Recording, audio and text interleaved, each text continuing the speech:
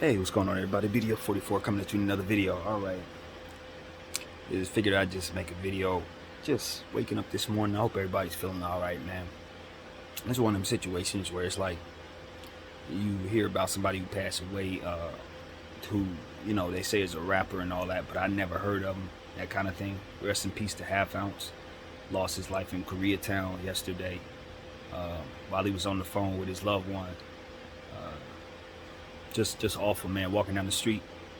And it's one of those situations where it's like they had reported that a rapper had passed, and they were reporting it like it was a big time rapper. I'm like, I never heard of Half Ounce, but it was like they were reporting it as if it was somebody that, was wide mainstream, like, and the news don't know. And that's the thing. Rap is so vast, music is so vast. There's so many artists out there that if anybody has any traction, it's hard for them to know who's hot, who's not, who's famous, who ain't. So I do understand that, especially now. It's way harder now, but it just came down to, like, when I started looking him up and the buzz that he had, it was like, yeah, he did some rap, but his buzz was more so about, his communication with people and who he knew and how he moved. But I started clicking on some of the music, and I'm like, damn, I loved everything I clicked on. I watched about 5 of his videos, loved all of it.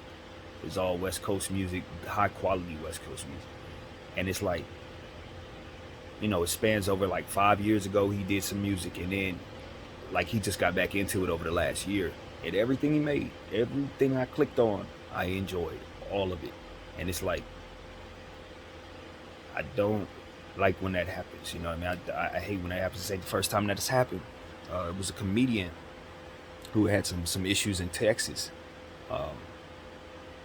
Got murdered out there, and I discovered him after it happened and was listening and watching his stuff for like 2-3 hours, laughing and cracking up. By the time I was done with that, I was such a big fan that I was mourning the dude. You know what I mean? Like, I was mad because I wouldn't be able to continue to enjoy his content. I would legitimately have followed his content from that point on. And Half Ounce is like that too. I would have been like, all right, when's the next one dropping? Now I'm looking for Half Ounce. And he was from this area too. He was from Inglewood, and he was heavily affiliated out here. So, it's one of them situations where you understand this is like yet another one of them situations where LA claims another one because of its politics. Now, granted, who knows what actually happened, because this happened in Koreatown, not over here. But just like we always say about LA, people can move around. But all it takes is somebody to know where you're at, hop on the freeway, and you're there. I traveled from Koreatown to here every day when I was working near USC. That was something that I did every day. So it's nothing for somebody to get from Inglewood to there and back, or anywhere for that matter. This is how it goes in LA. And that's why we always on this channel try to tell everybody who's coming to LA from out of town to just make sure that they understand how this place operates as it pertains to just how easy it is to reach you no matter where you are in the city, because of how the locals move out here. We can find a local person that travels from San Bernardino to the Valley every day for work. You can find somebody who travels from Encino to like Long Beach every day for work. So that kind of stuff is normal out here. So just because you're not from a certain section, or you have issues over here and you're like a good 25 miles from there most of the time, it does not mean that you can't run into an issue somewhere on this slab of land. It's just how it works. So if I'm a guessing man, something like that may have happened. I know Koreatown, even though Koreatown, you would think, oh, it's not that big of a deal. It's nothing going on over there. Yeah, it has its stuff over there, man. I got a couple friends from there, so I know that it's not exactly the place you just walk down the street and don't think nothing about. You have to move a certain way over there, just like you have to move a certain way over here. So that's what I understand, having worked over there a little while and gotten to know a couple people from over there. It's like, nah, they deal with things over there. It's real over there too. So that's LA for you, man. You just gotta be careful. That's it. That's just it. And rest in peace and sending condolences to Half Ounce. I understand he had kids. I understand he had a lady obviously, who was on the phone with him during that situation, who had to be traumatized by that. And I don't take that lightly on this channel. I'll be praying for them for sure. But it just sucks, man. As a person who's not affiliated with any of this, institutions out here and any of the gangs out here, for me it's just rough to watch people die who I know don't have nothing separating them except for the gang. You know what I mean? Like literally, there's nothing else separating people. Not the poverty, not your neighborhood, you're not even like a block and a half away from the person you're at conflict with. And a lot of times, in the conversations that I've had, a lot of times, them conflicts be over the lowest frequency stuff. Women, business, they're fighting over the same couple of dollars that are floating around the street. Like, it's only a few bucks floating around. There are people fighting over it, and they're killing their strangers over it, and they take their stances for 20, 30, 40, 50, 60 years against one another, and the only thing that separates y'all is a couple blocks. It's hard, man. As somebody who's non-affiliated, who has lived his life being friends with all types of different people from all these different areas, and knowing that I can't bring my friends together at all. That's the weirdest thing about living in Los Angeles. I got friends that I would never bring together. I'm thinking of 2 different people right now in my head that I know can never politic with one another, but they would both punch somebody out over your boy. They both would. And it's like, but that's how it is out here. That's how it is when you grow up out here. Your friends can't know your friends. Your neighbor, your family members may not be able to come together. If there's a funeral for you, if you have 2 sides of the family in certain situation, it may not be a peaceful situation bringing y'all together, even if you're not affiliated. Can you imagine? I'm not a gangbanger of any sort, never gangbanged, don't even know the numbers of the fingers, none of that. But because I'm great friends with this person, and I'm family members with that person, you know what I mean? It could be some static when people come to celebrate me. Like, that's crazy. That's just crazy. But that's the reality of a lot of people in Los Angeles, bro. That's a reality of some people. That's the real thing. That's a real thing. So it's like, for me, it's just hard, bro. Because I don't view people through those lenses. I don't view people through the skin lens. You know what I mean? Separating people by skin. I just react to the hatred that was left here by our ancestors and the ancestors that hated us. I don't look at the situation and say there's any logical reason for why 2 people can't put their differences aside and agree to stay out of each other's way, or agree to not cross each other's path, or agree to not step on each other, or whatever. It's demonic in nature. The proximity is too close. And if there was some type of invasion, we would have to come together to fend it off in defense of the land itself. See, that's the part that always escapes me, and I always find myself saying, if I was in them circles, somebody would have to help me with that part of the game. They would have to help me with that part of the game. So you trying to tell me that I'm aligned with you because we over here, but over there, nah. But we all the same LA. So if for some reason, let's say there was a statewide war, we couldn't win that war because we'd be too busy trying to backdoor and kill each other instead of trying to fend off who's coming at us. There would be a situation where LA is so corrupt in that way, to where I feel like if it was something like that, you would have so much political holes in regards to that you wouldn't even know who's who. You would have people linking up with one another to help kill their enemies, to help the invaders coming in. Like, that's how messed up this is.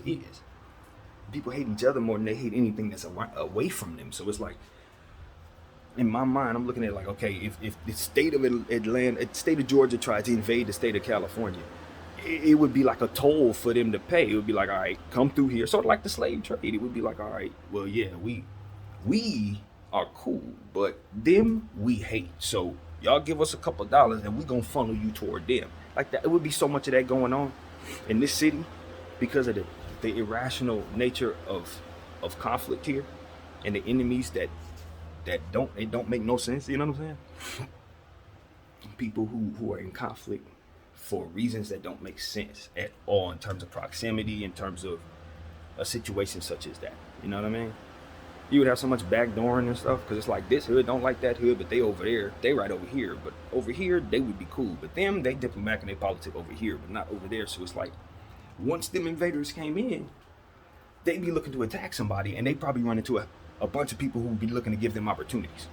It'd be like, all right, yeah, nah, you for sure, yeah, you got your guns pointed at us, but like we hate them, so it would be so much of that, y'all. That's what I'm here to tell you. It would be so much of that.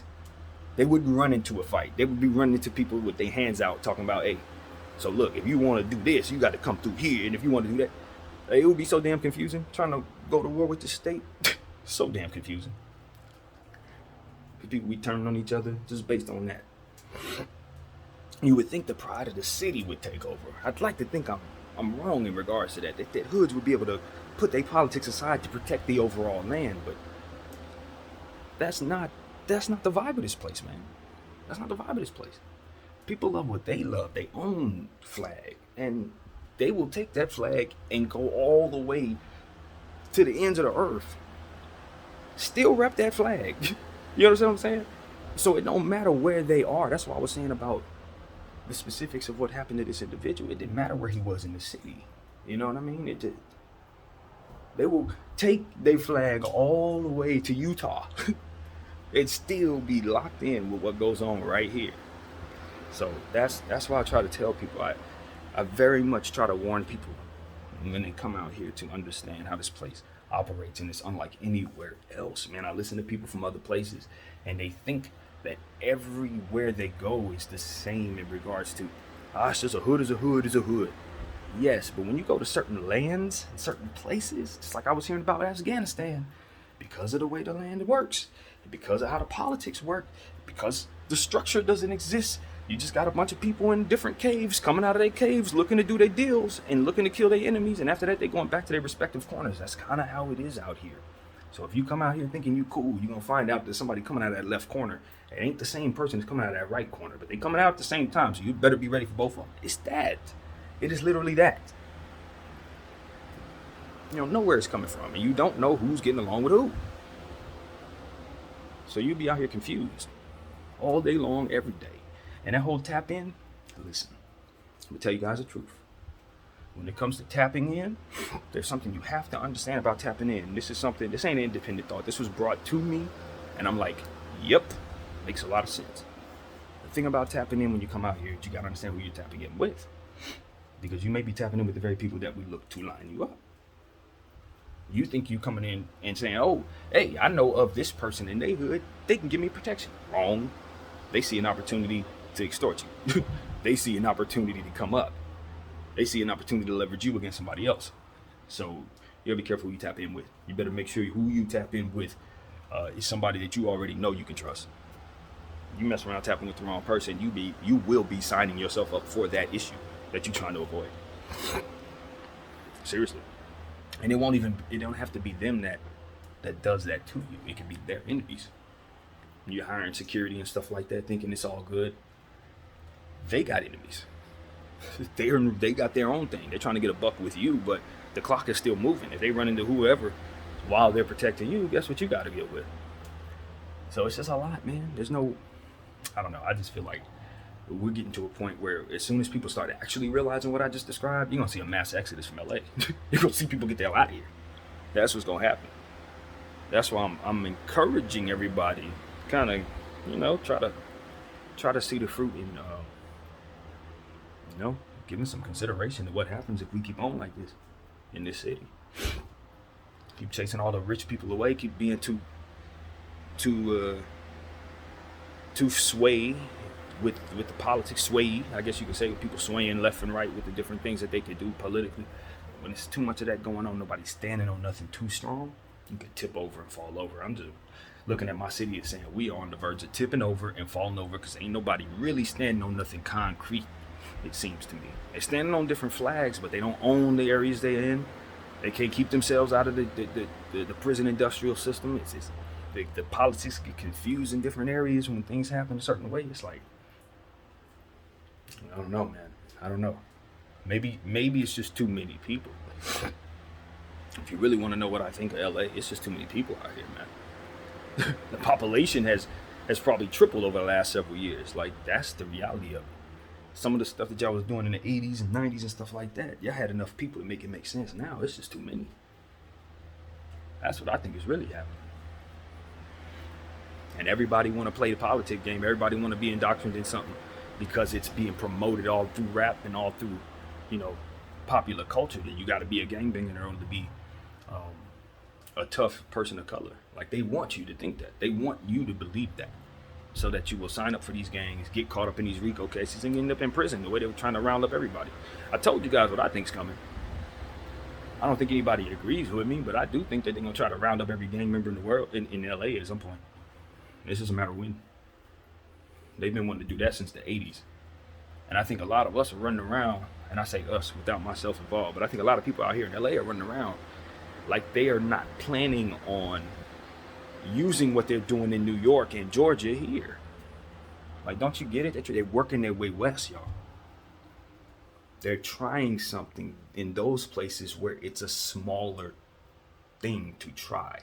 Once they realize it works, they're going to move that thing this way. Because you guys are the main event. They're practicing with those guys. And that's what I want all my LA people to understand. I don't care what hood you're from. I don't care what color you are. The plan is to RICO you. And if you don't realize that, then the reality is going to hit you. That's what these people do. I've been saying that in my channel for a while now. This is what they do in America. They take poor people of color and they put them places. This is what they're doing to the beginning of the country, you guys. It's the beginning of the country. They put you places and they put you to work for very little to no money. That's how it works. So if they can get as many of you strong, brave-hearted gangbangers in the jail system, making license plates and whatever the hell else they want you to make, that's what it's about, man. That's what it's about.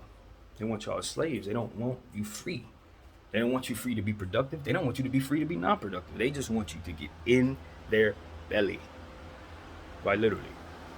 Belly of the beast.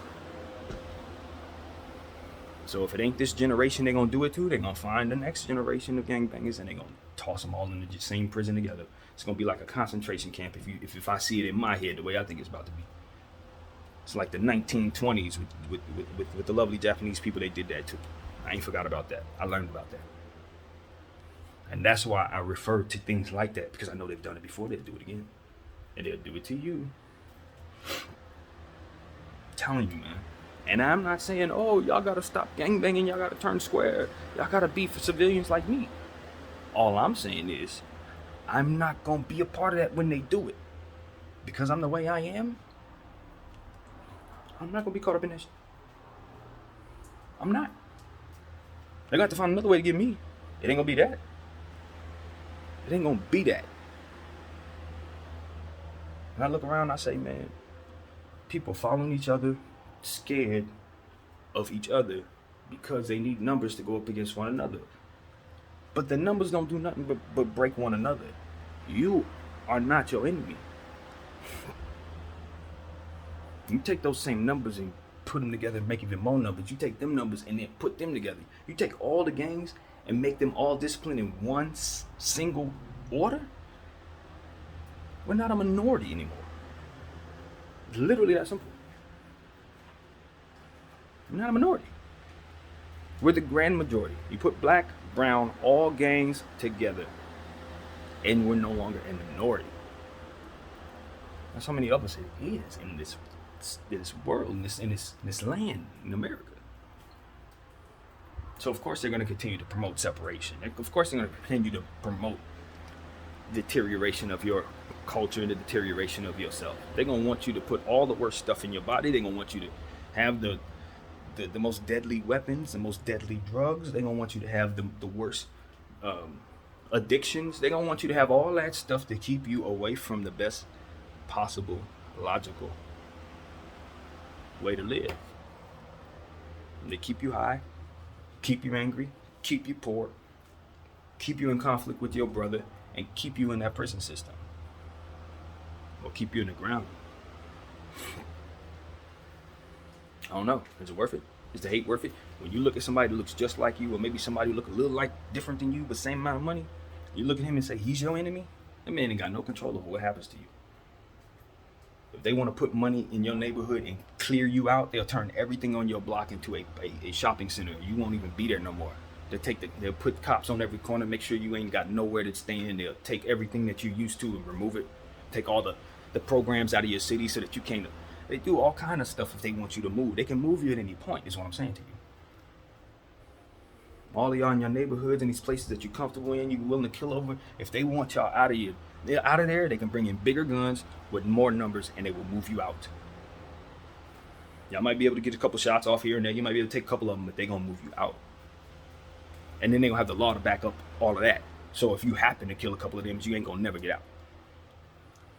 They got the license to kill you. You shoot back, they put you in jail forever. And see, that's what I'm saying to you. You don't even have the right to protect yourself against this.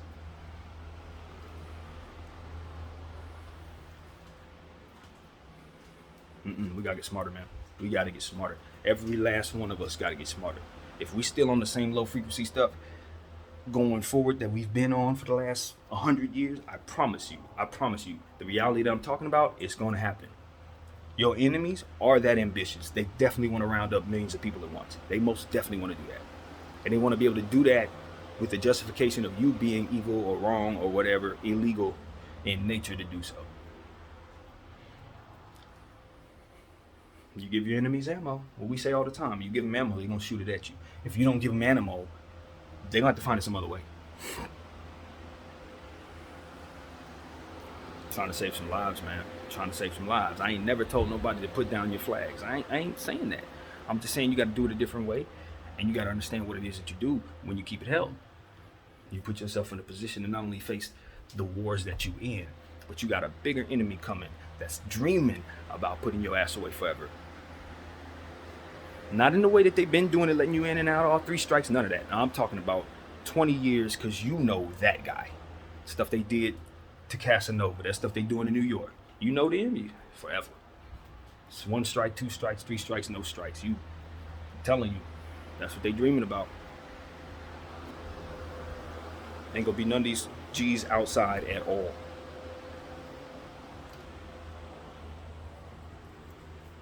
I just get it, man. I truly get it. I understand the mentality of those who are dreaming about putting us away, bro. I get it.